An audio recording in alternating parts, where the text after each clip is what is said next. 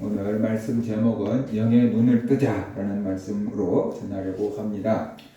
아람 왕이 이스라엘을 침략할 계획을 세웁니다. 오늘날 말로 하면 시리아 땅이 옛날에 아람 사람들이 거주했던 땅인데 그 아람 사람들이 이 이스라엘 땅을 침략하려고 합니다. 그래서 비밀리에 계획을 세우고 군사들을 보냅니다. 그런데 이스라엘에 있는 선지자 엘리사는 아람 왕이 어떤 침공 계획을 세운지를 미리서 다 압니다. 그래서 북이스라엘 왕에게 사람을 보내어 알려줍니다. 아람 나라가 어디로 쳐들어옵니다. 그러니까 그 길을 가지 마십시오 라고 이렇게 얘기를 합니다. 그래서 이스라엘 왕은 군사들을 보내니까 대비하고 있다가 아람 나라 군사들을 물리칩니다. 아람 왕은 또다시 계획을 세웁니다. 더 확실한 계획을 세우고 더 비밀리에 계획을 세우고 철저하게 계획을 세우고 이스라엘을 침략합니다. 그런데 또 엘리사가 그것을 알고 이스라엘 왕에게 이리 가서 대비하십시오 라고 하니까 이스라엘 군사들이 대기하고 있다가 아람 군사들을 다 물리칩니다. 아람 왕은 자꾸만 계획을 세우고 오는데 번번이 실패합니다.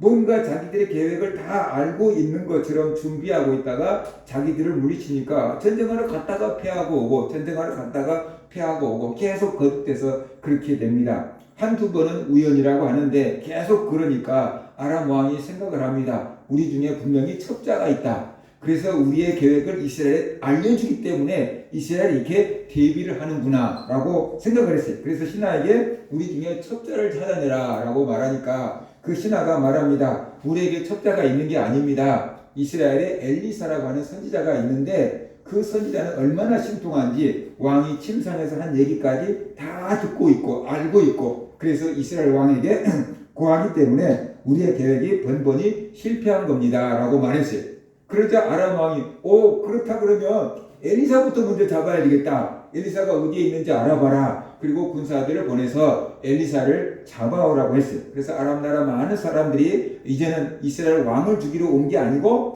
엘리사를 잡으러 왔고 엘리사가 거하는 성을 포위했어요. 밤새도록 아람 나라에서 와가지고 이 밤에 아무도 안 보는 그 밤중에 엘리사가 거하는 그 산을 도단성을 다 이렇게 포위를 해버렸어요. 아침에 엘리사의 사환이 나가 보니까 아람 군사들이 자기들이 거하고 있는 산을 다 포위하고 있는 것을 보았어요. 수많은 아람 군사들이 겹겹이 자기들을 포위하고 있었어요. 하늘로 올라가든지 땅으로 꺼지든지 그렇지 않으면 살아날 방법이 없다고 생각됐어요. 그래서 이제 영 죽었다라고 생각이 된 거죠. 그래서 엘리사를 찾아가서 사환이 말합니다. 내 주여 우리가 어찌하리까 라고 외쳤어요. 우리 이제 망하게 되었습니다. 아람 군사들 손에 죽게 되었습니다 라고 지금 말하고 있는 거예요. 엘리사의 사환이 봤을 때는 이제 죽는 길밖에 다른 길이 없다고 생각이 됐어요. 그러자 엘리사가 말합니다. 두려워하지 말라. 우리와 함께한 자가 그들과 함께한 자보다 많으니라 라고 말합니다. 한번 따라합시다. 두려워하지 말라. 우리와 함께한 자가 그들과 함께한 자보다 많으니라. 지금 엘리사의 사환은 수많은 아람 군사들을 보고 온 거예요. 그런데 엘리사가 말하기를 아람 군사보다 우리와 함께한 하나님의 군사들이 더 많다. 그러니까 두려워하지 말라 라고 이렇게 말하고 있어요. 그런데 사환이 다시 봐도 하나님의 군사는 보였을까요? 안 보였을까요? 안 보였죠. 다시 봐도 여전히 아람 군사들만 보이고 하나님의 군사들은 보이지 않는 거예요. 분명히 엘리사가 사환에게 두려워하지 마라고 했는데 사환은 평안해졌을까요? 지금도 두려울까요? 지금도 두려워요.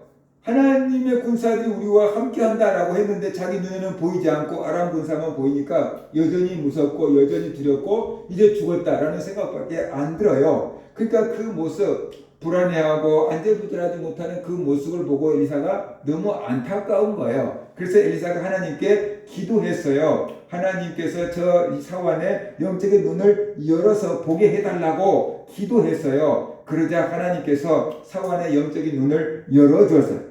여호와여 원하건대 그의 눈을 열어서 보게 하옵소서 하고 기도했더니 하나님께서 그 사환의 눈을 열어주었어요. 그래서 이제 영적인 눈이 딱 열리니까 수많은 불말과 불병거들이 자기들을 지키고 호위하고 있는 것이 보였어요. 그 청년의 눈을 여시면 그가 보니 불말과 불병거가 산에 가득하여 엘리사를 불렀더라 라고 말하고 있어요.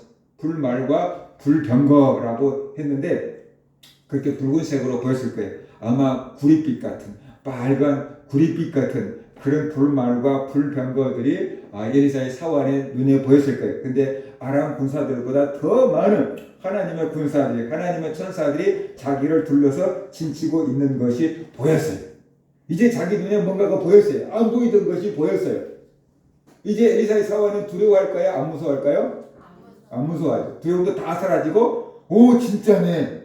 진짜로 우리의 군사들이 저 아람 군사보다 더 많네. 그래서 평안함을 누렸을 것입니다. 사탄이 우리에게 주는 방법은 두려움이에요. 그 두려움을 줄 때 수많은 군사들처럼 아주 힘든 문제처럼 불가능한 문제들 이런 것들을 우리에게 갖다 줘서 우리가 두려움에 사로잡히게 해요. 그래서 두려움에 사로잡히면 어떻게 되냐면 믿음이 작동이 안 돼요. 하나님을 생각도 못 해요. 이길 엄두도 못 내고 싸울 엄두도 못 내고 미리서 포기해요. 그래서 사탄이 우리에게 주는 이 공격하는 방법은 두려움이에요. 그 두려움을 우리가 이기지 못해요. 왜냐하면 눈에 보이는 거거든요. 눈에 보이니까 두려움이 눈에 보이고 큰 것이 눈에 보이고 거대한 골리앗이 눈앞에 딱 나타나 3m 되는 골리앗이 나왔고 나와 싸울 사람 나와 딱 그러잖아요. 그러니까 이스라엘 백성들이 보니까 이렇게 쳐다봐야 되는 거예요. 그 키만 컸겠어요? 등치도 있었겠죠. 완전히 막 갑옷으로 딱 무장해갖고 있으니까 감히 나가서 싸울 엄두를 낼 사람이 하나도 없었던 거죠. 혹시라도 네가 나와서 싸워라 그럴까 봐가지고 어떻게 해요? 다 머리를 쳐박고 이렇게 숨어버렸다 그러잖아요. 사탄이 우리에게 주는 것은 눈에 보이는 뭔가가 있어요. 그래서 두려움을 주고 두려움을 주는 이유는 뭐냐면 믿음의 작동을 막아버리는 것이. 믿음을 작동시키지 못하게끔 막는 것이. 근데 실제로 사탄이 우리에게 주는 두려움보다 더 힘이 있거나 능력이 있거나 권세가 있거나 그건 아니에요. 실제로 그런 힘과 권세와 능력은 없어요. 그런데 그냥 두려움만 주는 거예요. 예를 들어서 여러분이 귀신이 나타났다 그러면 싸울 엄두도 안 내고 그냥 도망가겠죠. 그렇죠? 근데 싸우면 아무것도 아닐 수 있는데 그 두려움으로 도망치는 거예요. 그래서 지는 거죠. 그래서 두려움을 주는 거예요. 근데 우리가 영의 눈이 열리면은 그 사탄보다 더 큰, 귀신보다 더 큰, 문제보다 더 큰 하나님이 우리를 지키고 보호하신다는 것을 볼 수 있다는 거죠. 그것을 보는 순간 우리에게 있는 두려움은 어떻게 돼요? 사라져버리고 물리칠 수 있는 힘과 용기가 생긴다라는 것이에요.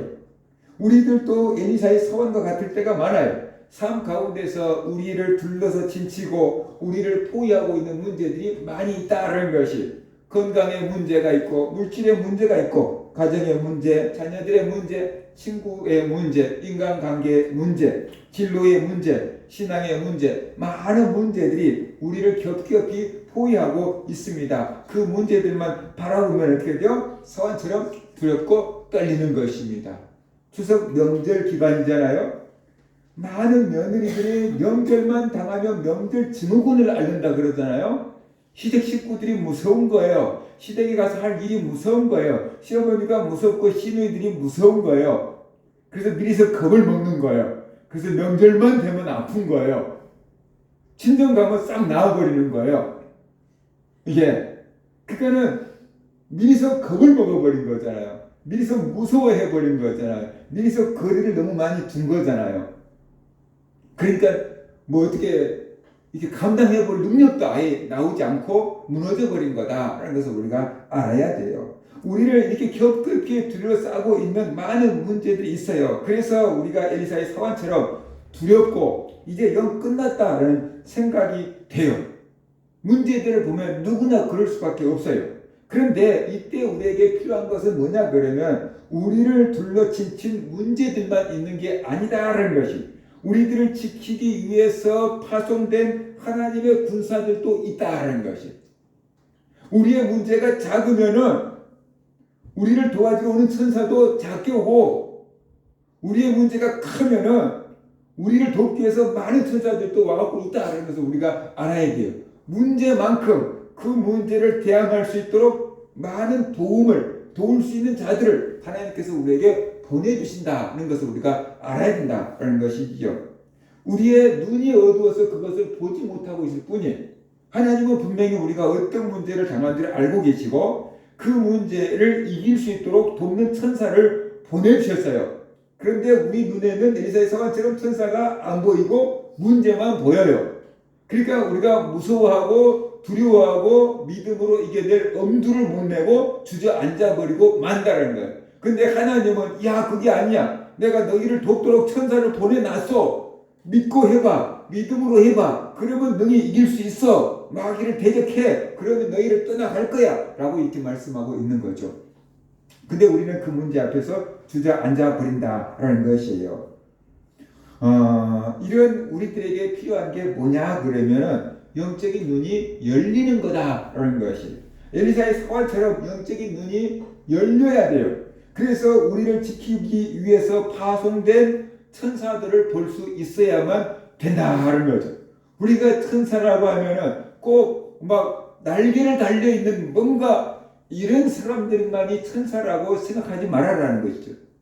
구약 시대에 아브라함도 천사를 보고 야곱도 천사를 보고 그러잖아요. 그런데 그 천사들은 다 어떻게 돼요? 사람의 모습으로 나타났잖아요. 날개에 달린 천사로 나타난 게 아니잖아요. 하나님을 보자는 사람들은 날개가 막 6개씩이나 있어요. 그런데 보통 믿음의 사람들이 만났던 그 천사는 날개가 있는 게 아니고 우리와 같은 사람으로 이렇게 나타났어요. 사람으로 나타났어요. 그냥 보면 사람일 수 있어요. 믿음으로 보면 천사일 수 있어요. 여러분을 도와줄 사람들이 있다라는 뜻이에요. 그럴 사람들을 하나님이 붙여놨다라는 뜻이에요. 근데 여러분은 그것을 천사로 보지 않는 거죠. 그러니까 우리가 힘들어하고 있고 불안해하고 있고 두려워하고 있다는 것이에요. 하나님이 우리들을 위해서 보내신 불말과 불병거들이 우리를 지키고 보호하고 있다라는 것이. 저도 한참 신앙생활 할 때 영적인 싸움을 심각하게 할 때가 있었어요. 뭐 이렇게 기도해도 끝이 없고 뭐 이렇게 기도해도 끝이 없냐라고 막 원망하고 막 불평할 때도 있고 힘들어할 때도 있었어요. 그런데 하늘을 보니까 하늘에 구름대 같은 것들이 쫙 깔려 있는데 그 구름대 같은 것들이 전부 이렇게 붉은 녹 같은 색깔로 바뀌었는데 그게 다 막 불말들이 막 이렇게 쫙 하늘에 뭐 구름대처럼 있는 거예요. 그래서 이거 불말과 불병거라는 것이 저런 거였나 보다 라고 생각을 하게 된 거죠. 하나님께서 우리를 지키고 보호하는 그런 천사들을 다 파견해 놨다라는 것이. 그런데 우리는 그게 보이지 않고 문제들만 자꾸만 보이니까 하나님 왜 나에게 이렇게 어려운 문제를 주시느냐라고 우리가 원망하고 불평해요. 그 문제들을 이겨낼 수 있도록 하나님께서 돕는 천사들을 붙여놨다라는 것을 우리가 믿어야 한다라는 것이.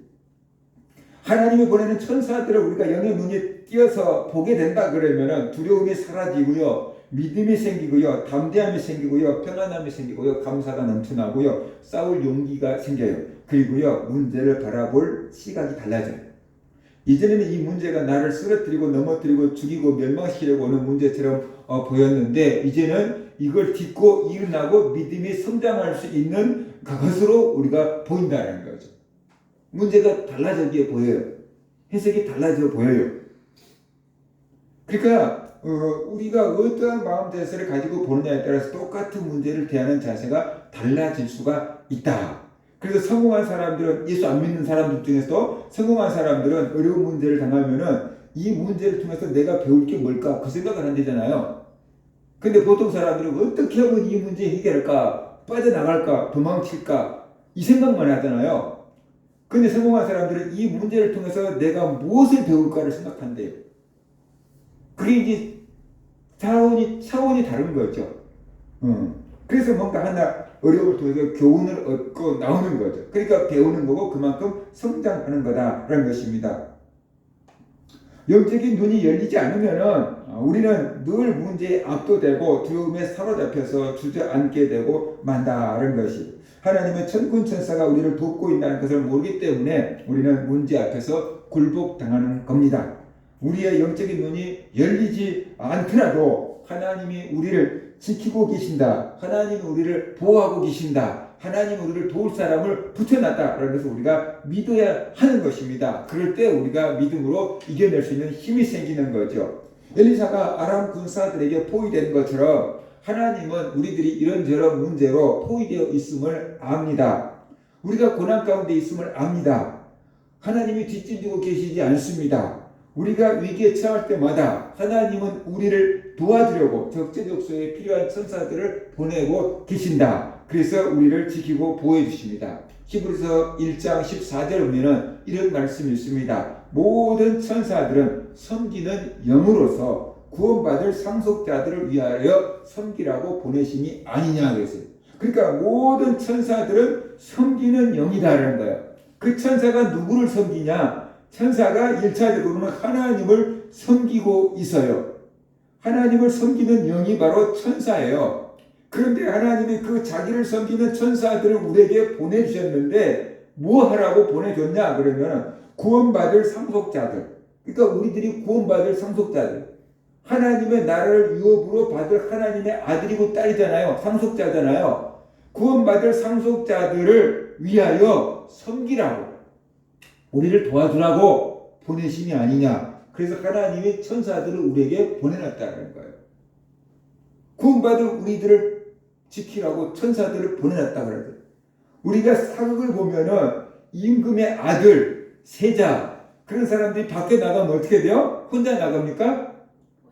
호위무사도 있고 시중드는 사람도 있고, 그렇죠? 뭐 먹을 것 챙길 사람도 있고, 아무튼 다 따라다니잖아요. 이렇게 수많은 사람들이 보이게끔 보이지 않게끔 다 따라다니면서 지켜주잖아요. 세상에 있는 임금의 아들도 이렇게 막 사람들이 파견돼가지고 알게 모르게 다 지켜주고 보호하고 있다라는 거죠. 우리가 하나님의 아들이고 딸이에요. 그러니까 하나님께서 우리를 지키고 보호하라고 신하들을 보냈는데 그 신하들이 천사들이라는 거예요. 천사들. 그 천사들이 영적인 존재가 파견돼서 우리를 돕기도 하지만 이 땅에 있는 사람들의 마음을, 환경을 움직이고 변화시켜줘서 우리를 도와주기도 하신다라는 거예요. 그러니까 때로는 우리가 천사 같은 역할을 할 수도 있는 거고, 누군가가 내 주변에 있는 사람이 나에게 천사 같은 역할을 할 수도 있는데, 하나님께서 그 사람을 그렇게 감동시키기 때문에 그런 일을 할 수 있도록 하기 때문에 말 한마디라도 우리를 도와주게끔 해준다라는 것이죠. 그거예요. 그래서 하나님께서 우리를 도우라고 천사들을 보내놨어요. 문제는 우리가 하나님의 보호를 믿어야 한다. 영적인 눈이 열려야 한다는 것입니다. 문제들만 있는 게 아니고, 원수들만 있는 것이 아니고, 천사들도 있고 하나님의 도우심도 있다는 것을 우리가 믿어야 된다는 것입니다. 그럴 때 우리가 힘을 얻게 되고 용기를 얻게 되고 문제와 맞설 수가 있게 되고 사탄을 대적할 수 있게 되고 승리할 수가 있게 되는 것입니다. 영적인 눈이 열려야 됩니다.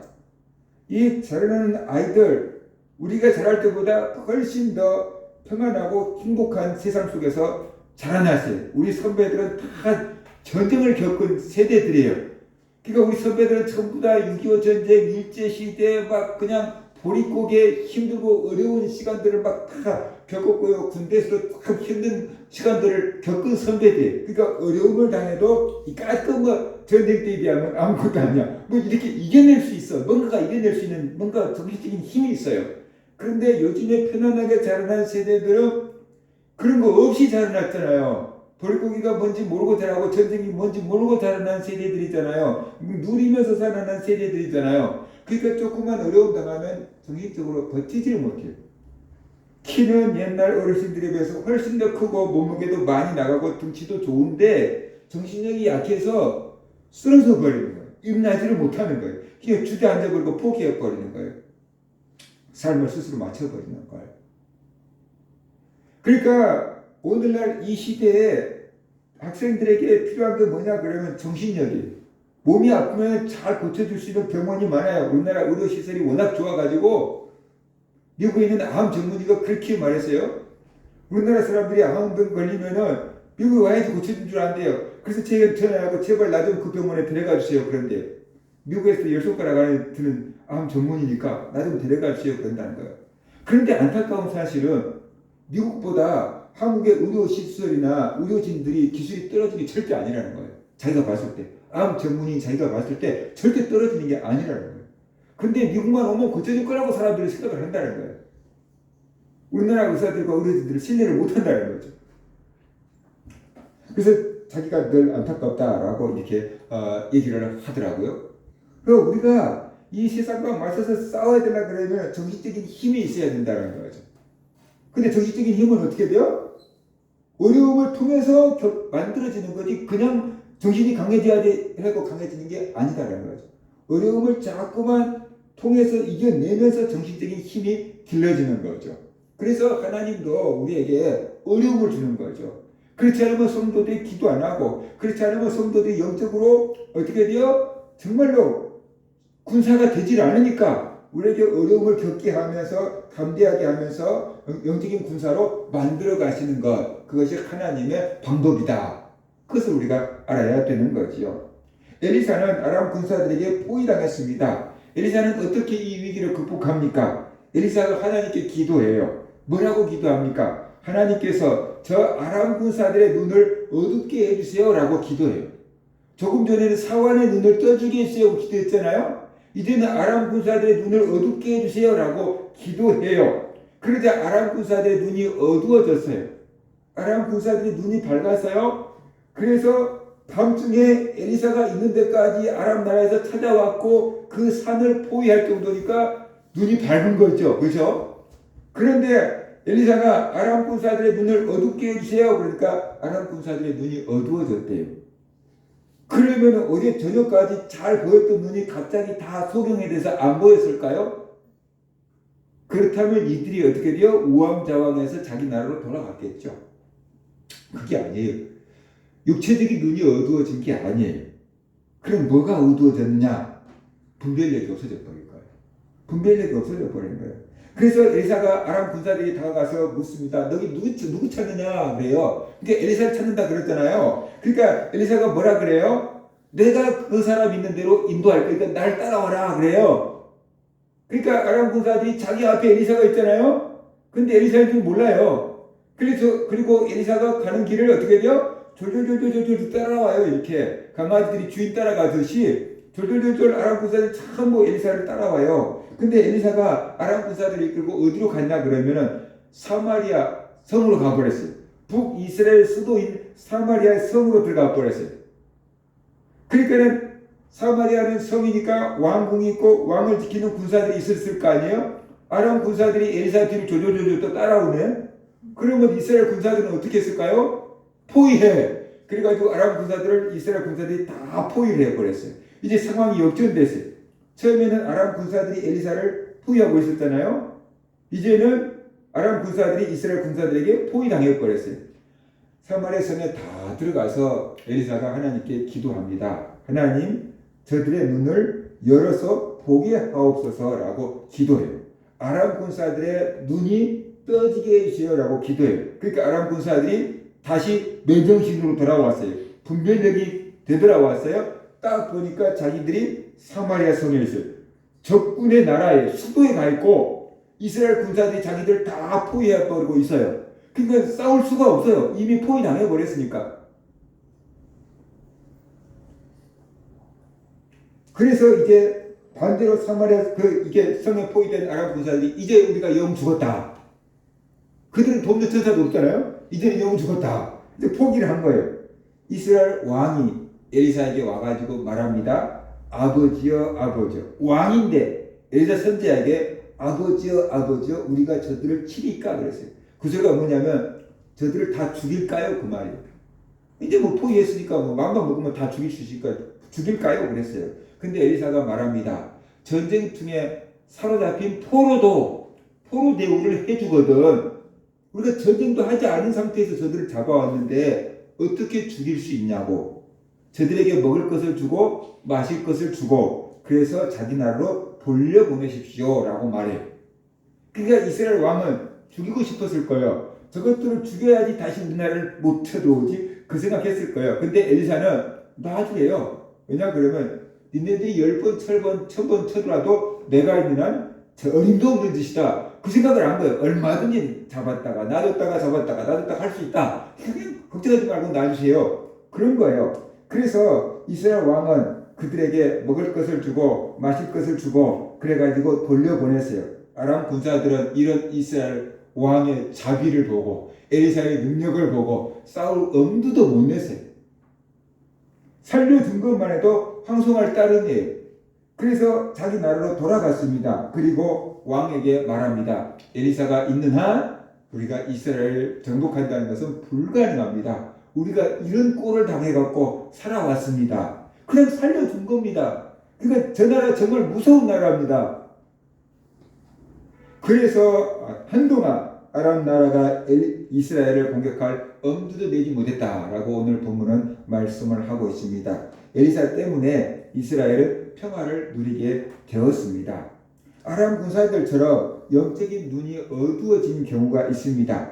육체적인 눈은 아주 밝은데 영적인 눈이 어두워져 있는 사람들이 있습니다. 세상의 눈은 굉장히 밝은데 영적인 눈이 어두워져 있습니다. 돈 버는 방법, 세상을 살아가는 방법, 이거 아주 굉장히 약속 바른 사람들이 있습니다. 그런데 아무리 복음을 전해도 복음을 받아들이지 않고 영적인데 아무 관심도 없는 사람들이 있습니다. 그래서 세상이 주는 즐거움에 빠져 있습니다. 핸드폰에 빠져 있습니다. 돈에 빠져 있습니다. 그래서 엘리사를 졸졸졸 따라갔던 사람들처럼 사탄을 졸졸졸 따라갑니다. 정신을 차려야 합니다. 그렇지 않으면 멸망합니다. 성도라면 육체적인 눈만 갖고 살면 안 됩니다. 영적인 눈을 떠야 됩니다. 영적인 것을 보면서 살아야 됩니다. 자, 그러면 이제 성도가 영적인 눈을 뜬다는 게 뭔가? 많은 성도들이 착각합니다. 내가 예수를 믿으면 다 영적인 눈이 떠져 있는 걸로 생각합니다. 그건 착각이에요. 영적인 눈이 떠진다는 게 뭔가? 우리가 한번 알아야 돼요. 하나님이 계신다는 것을 아는 것. 그것이 영적인 눈이 떠지는 것입니다.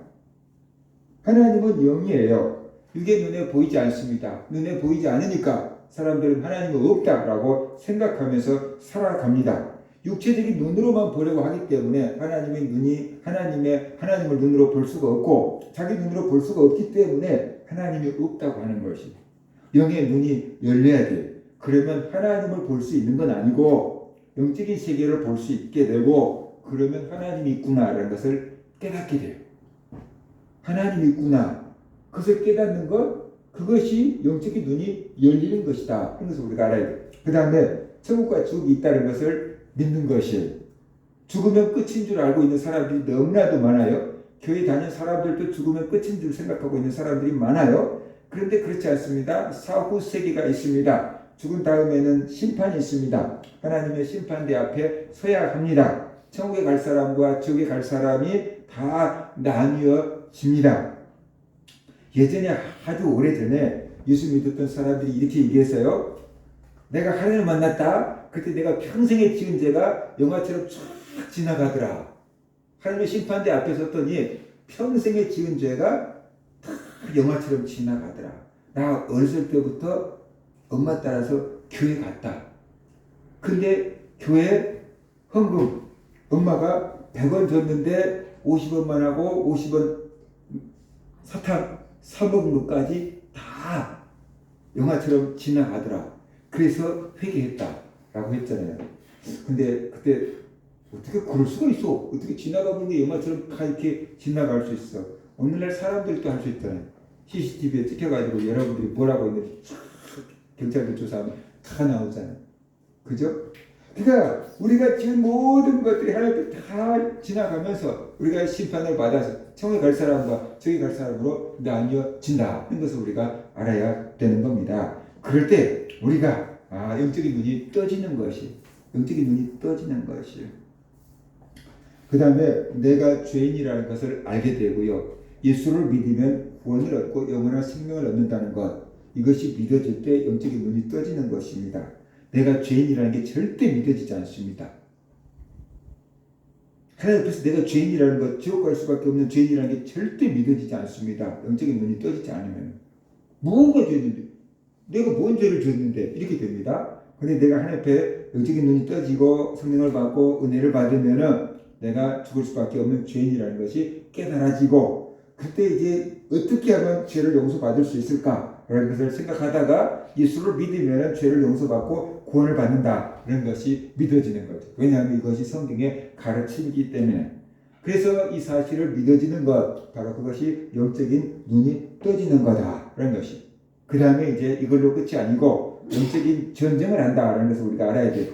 영의 눈이 떠지면은 영적인 전쟁을 하게 됩니다. 사탄과 귀신들이 우리를 멸망시키기 위해서 계속 우리를 속이고 있습니다. 사탄의 무기는 두려움을 주는 것이고 사탄의 무기는 거짓말을 하는 것입니다. 사탄은 거짓말의 아버지라고 했습니다. 그래서 우리가 영혼을 위해서 살지 않고 육체만 위해서 살게 만듭니다. 그래서 우리 영혼을 멸망시키는 것, 그것이 사탄의 목적입니다. 이 사실을 우리가 알아야 돼. 영적인 전쟁을 하고 있구나. 사탄은 우리가 떡만 먹고 살라고 하는구나. 육체만을 위해서 살라고 하는구나. 그래서 그렇게 살다가 영혼이 멸망하게끔 하는 것이 사탄의 목적이구나. 그런 것을 우리가 알아야 돼요. 그러면 더 이상 사탄의 의도대로 우리가 작동되지 않아야 되는 거죠. 우리 영혼을 위해서 살아야 되고 영원한 것을 추구하고 하나님을 사랑하고 우리가 이 천국을 추구하면서 살아가야 돼요. 그것이 사탄에게 속지 않고 영적인 전쟁에서 이기는 비결이다 하는 것입니다. 그런데 영적인 눈이 어두우면은 육체만을 위해서 살고 이 세상만을 위해서 살고 쾌락만을 위해서 살고 죄만 짓고 삽니다. 그런데 그게 멸망으로 가고 있는 줄을 모르고 있는 것입니다. 그래서 영적인 눈이 어두우면은 꼭 그 길로만 가다가 그렇게 살고 멸망하게 되는 거죠. 옆에서 보면 죽는 거예요. 근데 보이면 그게 죽는 것인지 몰라요. 예전에 이런 뉴스가 나왔어요. 아내가 간암이 걸렸어요. 근데 그 간암이 걸린 이유가 뭐냐면 술을 너무 많이 먹어서 간이 망가졌고 그것으로 간암이 생겼어요. 그래서 이식밖에 방법이 없어서 남편이 다행히 이게 조직검사가 맞아서 남편이 간 이식 수술을 했어요. 그래서 이제 남편도 회복됐고 아내도 살아났어요. 그런데 그 아내가 다시 또 술을 먹어요. 그러니까 간 이식까지 해뒀던 남편 입장에서는 화가 날까요? 안 날까요? 또 죽으려고. 그렇죠? 내가 내 간을 띄워줘서 살려놨는데 또 술을 먹으면은 이식 수술 하나마나 또 어떻게 돼요? 또 간이 망가져서 또 죽을 거 아니에요. 그러니까 남편이 화가 났어요. 그래서 이 여자를 술 먹지 말라고 싸우고 다투다가 했어요. 그러니까 이 여자가 남편을 구타로 경찰에 신고했어요. 그래서 경찰에서 조사하다가 보니까 그 얘기가 다 나온 거예요. 왜 구타하게 됐는지. 이 여자가 술 먹다가 간암 걸려서 내가 간 떼어줘서 간 이식 수술을 했는데 얼마 되지 않아 병으로 태어나자마자 또 술을 먹어. 그러니까 남편 입장에서는 술 좀 그만 먹어라. 정신 좀 차려라 이 여자야. 그런데 내가 술 먹는데 네가 보태준 거 있냐. 그러면서 대드니까 이 남편이 화가 나가지고 참지 못하고 이 여자를 팼는데 이 여자는 이 남편이 나를 때렸다고 경찰에 고소했어요. 그러니까 경찰이 보니까 때린 것은 잘못하기는 한 건데 남편도 이해가 되기는 되잖아요. 그래서 이제 기자한테 세상에 이런 일이 있다라고 해가지고 기사화 된 거예요. 남편이 볼 때는 그 여자가 간이식 수술하고 이제 퇴원은 했지만 완전히 회복도 안 됐는데 계속 술을 먹으면 남편 입장에서 보면 저 여자가 또 간이 무너질 거고 또 병원에 입원하더니 또 죽게 되는 것이 뭐 불을 보듯이 뼈아나게 보이는 거잖아요. 그래서 그만 먹으라고 하는 건데 이 여자는 중독이 돼 있잖아요. 알코올 중독이 돼 있잖아요. 머리로는 알아요. 내가 술을 끊어야 된다는 것을. 남편이 간이식 수술까지 해줬으니까 고맙고 술을 끊고 제가 건강하게 살아야 된다는 걸 알아요. 근데 중독이 돼서 그것을 끊지 못하는 거죠. 또 끌려가는 거죠. 술에 또 지는 거죠. 이게 중독이라 그럴 거잖아요. 이게. 그러니까 매를 맞아도 어쩔 수 없고 죽는다 해도 어쩔 수 없고 못 끊으니까 계속 마시는 거잖아요.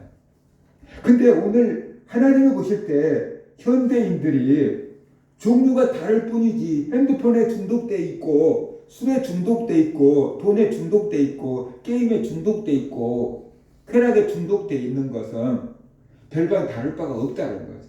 멸망으로 가고 있었어요. 하나님은 그만해라 라고 하는데 우리는 못 끊겠어요. 그래서 계속 그렇게 가고 있는 거잖아요. 예배 시간에도 핸드폰을 못 끊잖아요. 예배 시간에도 우리가 딴 생각을 못 끊잖아요. 공부 걱정을 못 끊고 돈 걱정을 못 끊잖아요.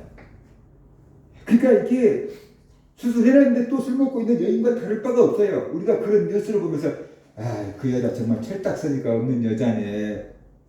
그렇게 생각하지만 하나님 보실 때 우리도 정말 철딱선이 없는 애네. 그렇게 보인다는 거예요. 그죠? 그렇게 살다가 멸망합니다. 영적인 눈이 어두워지면 미혹을 당합니다. 사탄에게 속게 됩니다. 그래서 잠깐 이렇게 하는데 그게 속아요. 보이스피싱에 속고 있는 사람들이 얼마나 많습니까? 그렇죠? 자기 자녀들한테 보이스피싱에 속지 말라고 막 교육했대요. 근데 자기가 속아버렸대요. 그럴 수도 있어요. 그죠? 순식간 그냥 당황하면은 돈 넣어버리고 링크 온 거 눌러버리고 그럴 수 있잖아요. 근데 보이스피싱을 당한 많은 사람들이 창피해서 말도 못합니다. 그렇게 애들한테 보이스피싱 당하지 말라고 조심하라고 해놓고 자기가 당해버렸으니까 창피하니까 말도 못하고 혼자 끙끙 앓고 이런 경우들이 많다는 것입니다. 멸망길로 가는 것인지도 모르고 우리가 가고 있을 때가 많다는 것입니다. 아람 군사들의 영적인 눈이 어두워졌어요. 그러니까 영적인 눈이 어두워졌다는 게 육의 눈이 가려졌다는 게 아니고 뭐가 없어졌다 하면 분별력이 없어져 버렸다는 거예요. 분별력이 없어져 버렸어요. 그래서 엘리사를 졸졸 따라가서 사마리아 성까지 가고 이스라엘 군사들에게 포위를 당했습니다. 영적인 눈이 어두워지면 이렇게 졸졸졸 사탄에게 끌려가게 됩니다. 멸망의 길을 걸어가고요. 죽음의 길을 걸어가고요. 근데 그것이 죽음의 길이라는 것을 모릅니다. 그것이 사는 길인 줄 압니다. 그것이 행복할 거라고 착각합니다. 그러다가 멸망하는 것입니다. 왜냐? 분별력이 없기 때문에 그런 것입니다. 이단들 얼마나 많이 있습니까? 그죠? 그 이단들 분별력이 없어서 말도 안 되는 이단을 따라다니는 거거든요. 우리가 볼 때는 저 뭐하는 짓일까? 저거 지금 말도 안 되는 사람을 따라다니고 그런데 그들에게는 어떻게 돼요? 오직 그것만 보이는 거야. 다른 것은 안 보이는 거예요. 그 분별을 할 수가 없는 거예요. 그래서 이단한테 인생을 다 바쳐버리는 거잖아요. 영혼을 팔아먹어버린 거잖아요. 그것을 속아서 그래요. 근데 왜 속을까요? 우리는 안 속을 자신이 있습니까? 나는 절대 안 속을 거라고 생각하잖아요. 그럴 수 있을까요? 안 그래요. 그게 속이는 영이 속여버리면은요, 사람이 속여도 우리가 속는데 속이는 영이 속여버리면은요, 진짜 속아요. 그 이단한테 빠진 사람이 있었어요. 왜 그 이단한테 빠졌냐고 물어봤어요. 그랬더니 이렇게 얘기를 하더라고요. 멀쩡한 교회를 다녔어요. 제대로 된 교회를 다녔어요. 그런데 교회에서 상처받았어요. 시험 들었어요. 그래서 교회를 안 나고 쉬고 있었어요. 그런데 꿈에서 종소리가 들렸어요. 꿈에서 교회가 보였어요. 그래서 저 교회를 가라고 하던가 보다 하고 찾아간 곳인데 그 교회가 이단 교회예요. 그 자기는 절대 이단 아니라고 확신을 갖고 그 교회를 갔어요. 몇십 년 동안 그 교회에서 헌금하고 봉사하고 청송하고 일꾼이 됐어요. 그런데 나중에 보니까 이제 일꾼이 됐잖아요. 장로까지 됐잖아요. 그게 깊은 내막까지 알게 됐잖아요. 그러니까 아니다. 이게 아니다. 그래서 나온 거예요. 근데 장로까지 깊은 단계 가지 않으면은 몰라요. 그 내막이 어떻게 돼 있는지 몰라요. 무슨 짓을 하고 있는지 몰라요. 교주가 계속 사고치고 다니고 장로가 계속 돈 갖고 맞고 다니는 거예요. 교주가 계속 사고치고 다니고 장로는 돈 갖고 계속 맞고 다니고 근데 자기가 장로가 되니까 이제 안 거예요. 저게 사입이구나. 가짜구나. 수십 년을 허비하고 낭비하고 나중에 돌아오다 하는 것이죠. 그러니까 어리석어서 속는 게 아니에요. 비슷해요, 수준은. 근데 진짜 사기꾼이 와버리니까 속는 거예요. 진짜 사기꾼이 오니까 속는 거예요. 하와가 왜 뱀한테 속았을까 생각하잖아요. 그죠? 그런데 하나님이 만드신 들짐승 중에서 뱀이 가장 간교했다고 했잖아요. 근데 간교했다는 것은 잘못 번역된 거고 가장 지혜로웠다는 거예요. 그러니까 진짜 그럴싸하게 꼬셔버린 거예요. 그러니까 속아서 넘어간 거예요. 사탄이 작정하고 와서 우리를 속이고 무너뜨리려고 한다 그러면은 우리 힘으로는 버틸 수 없어요. 하나님이 지켜주지 않으면 우리 힘으로는 버틸 수가 없는 거예요. 우리 지혜로는 안 돼요.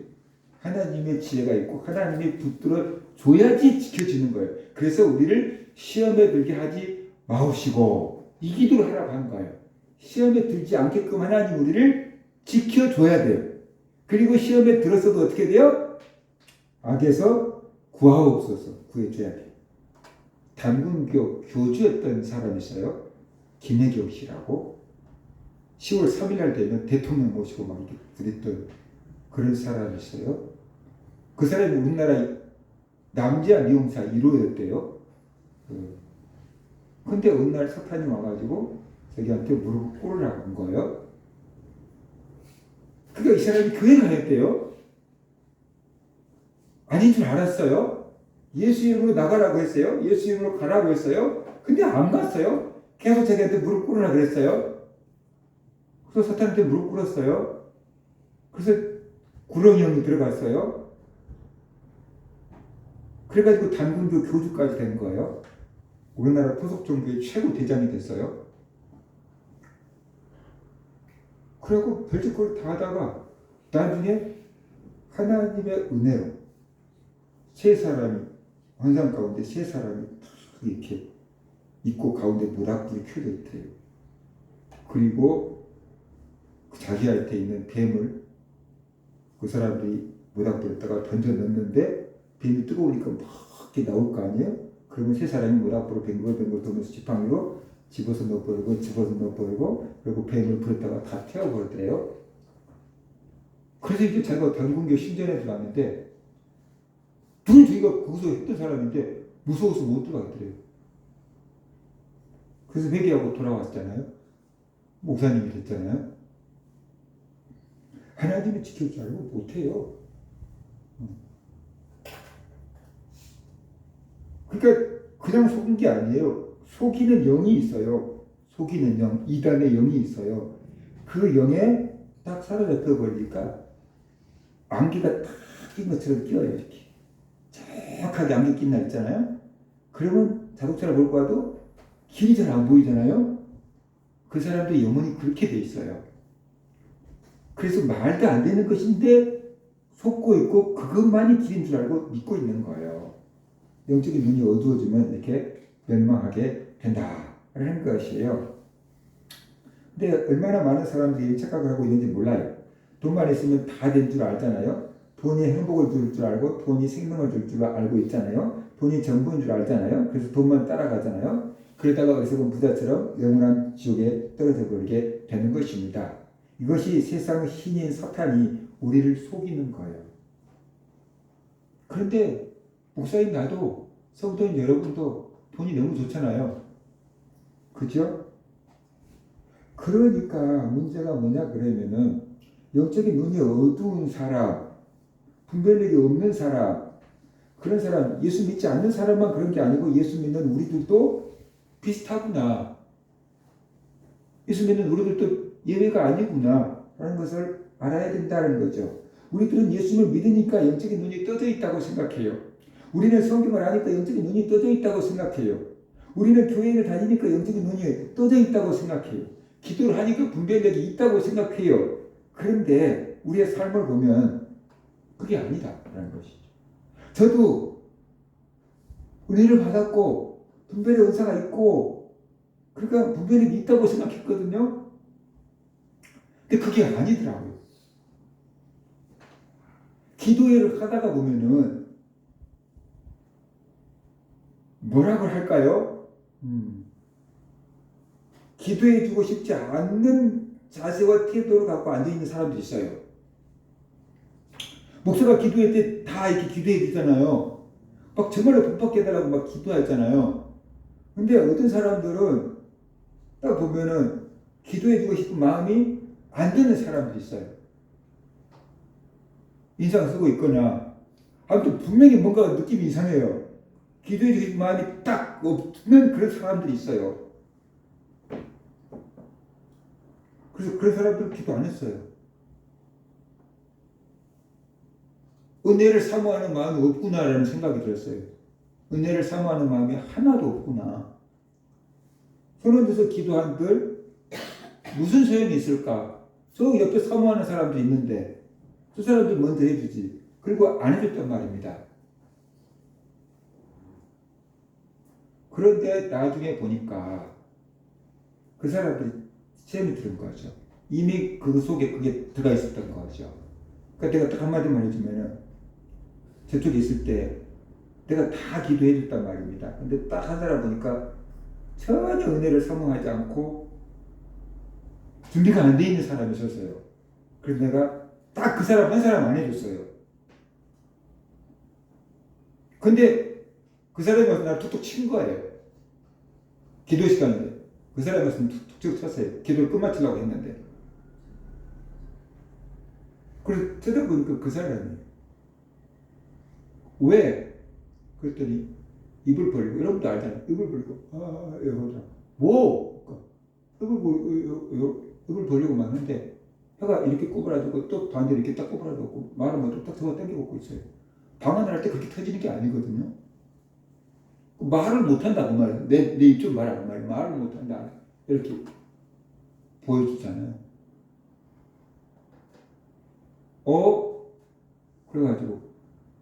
그래가지고 내가 이 성도들한테 좀 보여줘야 되겠다. 이게 인간의 힘으로 이렇게 꼬부를 수는 없다, 혀를. 그리고 기도를 멈추고 성도들한테 보라 그랬잖아요. 이거 좀 보라 그랬잖아요. 그럼 예수 이름으로 나가라. 그럼 좀 펴주고 얘기하다가 또 다시 꼬부라지고 계속 그러잖아요. 몇 번 했는데 펴줬다가 꼬부라졌다가 펴줬다가 꼬부라졌다가 그러잖아요. 나갈 거면 나가야지. 나갔다 들어갔다 그것을 이렇게 끝이 안 나더라고. 그래서 이거는 뭐 오래 가려나 보네. 그리고 이제 내가 자켓을 벗고 방언으로 탁 기도하면서 탁 나갔는데 회개해야 된다 생각이 드는 거예요. 내가 하는 참 원망 불평 많이 했구나. 그래서 그 입을 못하게끔 저렇게 막아버렸구나 생각이 드는 거예요. 그래서 내가 너 기도 열심히 했는데 원하는 대학 못 들어갔다고 원망 불평하고 뭐 그랬지? 그때 꽃 같은 그런 것들이 다 이렇게 니를 사로잡은 거니까 악한 것이 들어간 거니까 다 회개해야 펴져. 그래가지고 보냈잖아요. 교회에서 다 해결해주지 않고 보냈어요. 회개해야만 나간다고 보냈어요. 집에 가서 다 회개한 거예요. 그리고 성도들한테 잘못한 것까지 지가 문자로 다 돌렸다 그러더라고요. 그래가지고 해가 퍼져서 말하잖아요. 그래서 내가 그 뒤에 불렀어요. 너 그거 들어갈 때 분명히 신고하고 들어갔을 텐데 어디서 들어갔냐? 어떻게 들어갔느냐? 물어봤어요. PC방에서 들어갔대. PC방에서. 그게 PC방에서 들어갔다고. 제가 알잖아요. 알아요. 그런 건이 몇 건 있었어요.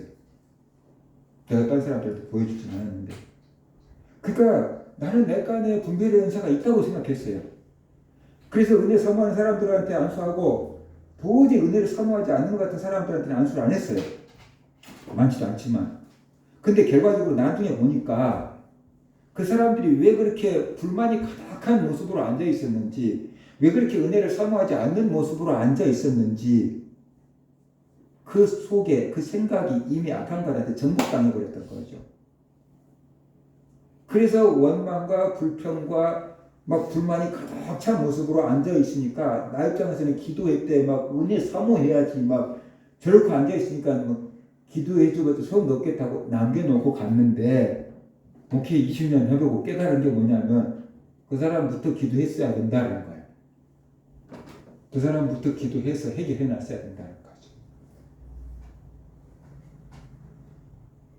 왜 그 모습을 하고 있는지 그 사람이 그렇게 하고 싶어서 그렇게 하고 있었던 게 아니에요.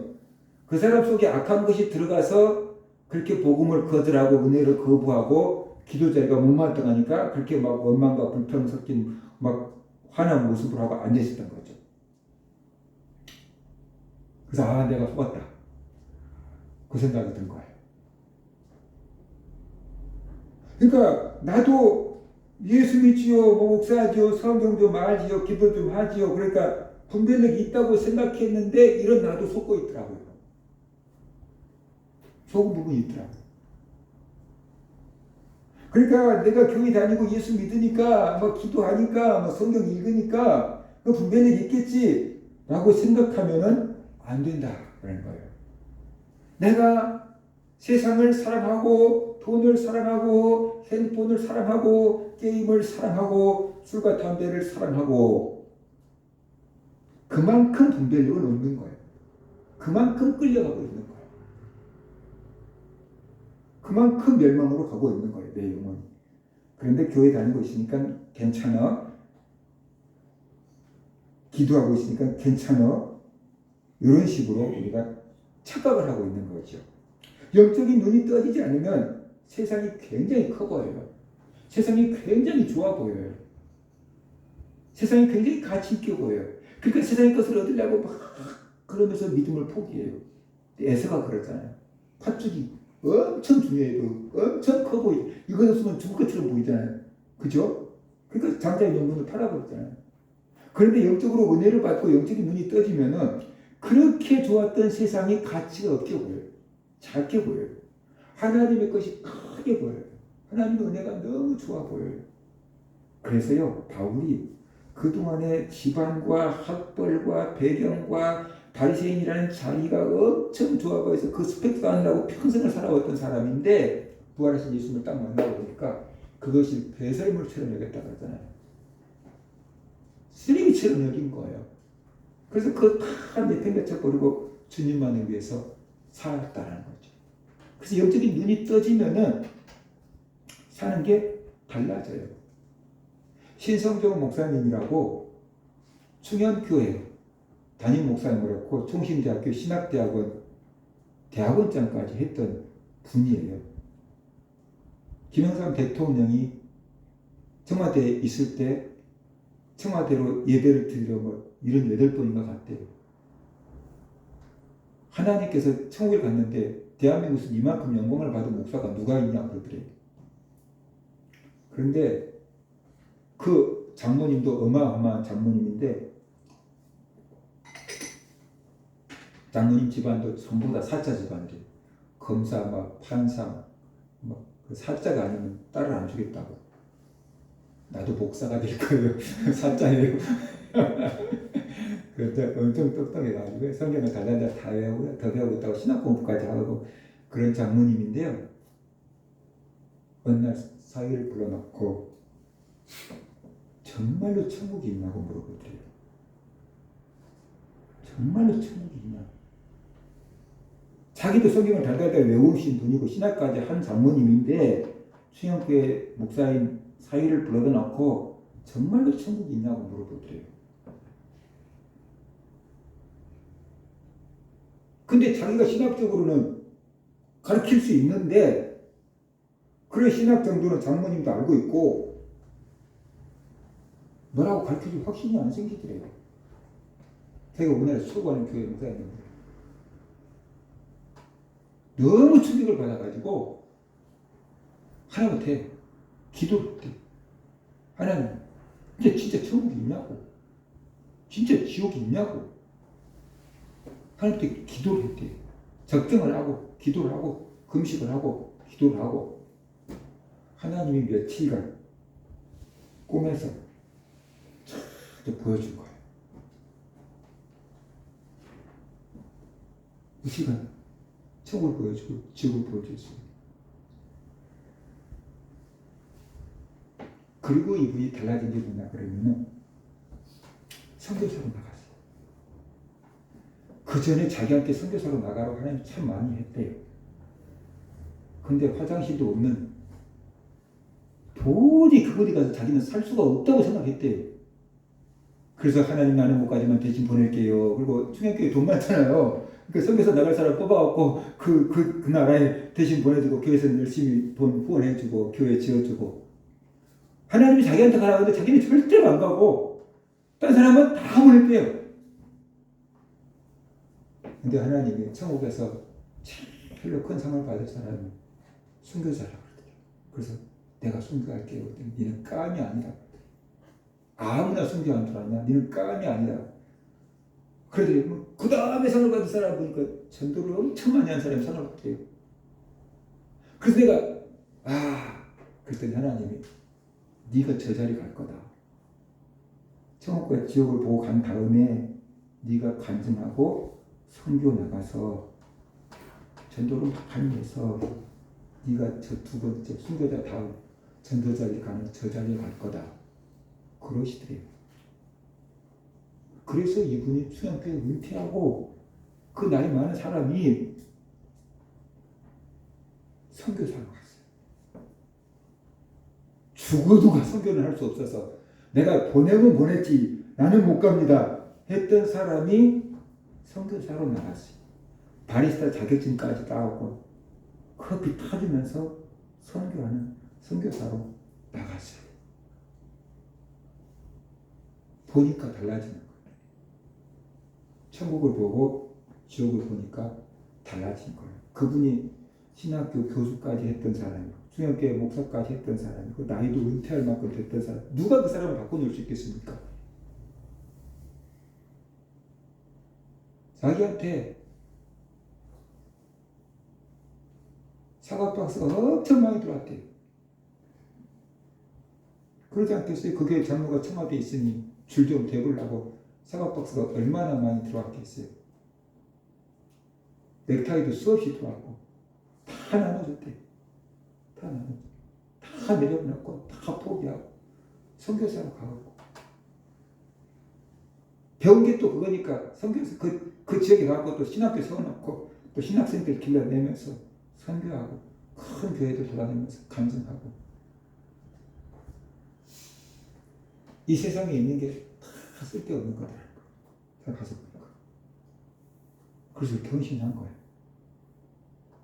그래서 영의 눈이 떠지지 않으면은 세상에 있는 게 너무 좋아 보여요. 너무 화려해 보여요. 너무 멋있어 보여요.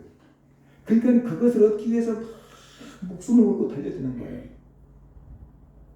그런데 그렇게 육체적으로 막 즐겁게 살다가 딱 죽어서 영혼이 어떻게 돼요? 멸망으로 지옥으로 탁 떨어졌다는 거예요. 이것이 사탄이 노리는 방법이다는 거예요. 사탄이 노리는 방법이다. 근데 우리가 영의 눈이 떠져 있지 않으면은 우리도 그렇게 막 끌려가 버려요. 그러면 안 되는데 그렇게 끌려가 버려요. 영적인 눈이 탁 떠지면은 돌이킬 수 있어요. 영적인 눈이 탁 터지면 그게 아니구나 하고 돌이킬 수가 있게 되는, 신성경 목사님처럼 돌이킬 수가 있게 되는 거죠. 그러니까 우리가 영의 눈이 떠져야 돼요. 그러면 영의 눈이 떠지면 하늘의 것이 얼마나 소중한 줄 알고 영적인 것이 얼마나 소중한 줄 알고 내 영혼이 사는 것이 얼마나 큰 복인 줄 알고 그래서 세상에 있는 것들은 다 배설물처럼 버리고 하늘의 것을 추구하며 살아가는 사람으로 바뀌는 거예요. 그래서 애들이 자꾸만 아이들만 보니까 아이돌이 되겠다 그러는 거예요. 막 요즘에 애들이 또 막 뭐 크리에이터가 되겠다고 막 그래. 유튜브에서 막 돈 버는 크리에이터가 되겠다 그러는데 크리에이터 중에서 돈 좀 버는 사람은 몇 퍼센트 안 된대요. 몇만 명씩 막 회원을 가지고 있는 사람은 얼마 되지 않고 대부분은 막 몇천 명 하다가 말아버린. 근데 그 잘하는 사람들만 보고 나가 막 크리에이터가 될 줄 알고 막 크리에이터가 되겠다고 막 이렇게 하는 거예요. 근데 보는 게 그거니까 거기에 있다고 꿈을 두고 사는 거예요. 하늘의 것을 보면 하늘의 것을 소망을 두고 살 텐데 말이에요. 그래서 우리 모든 성도들이 영적인 눈이 떠져서 이 세상 것을 추구하지 말고 하늘의 것을, 영원한 것을, 생명을 추구하면서 사는 그런 성도들 되시기를 주의 이름으로 축원합니다. 우리 같이 기도합시다. 하나님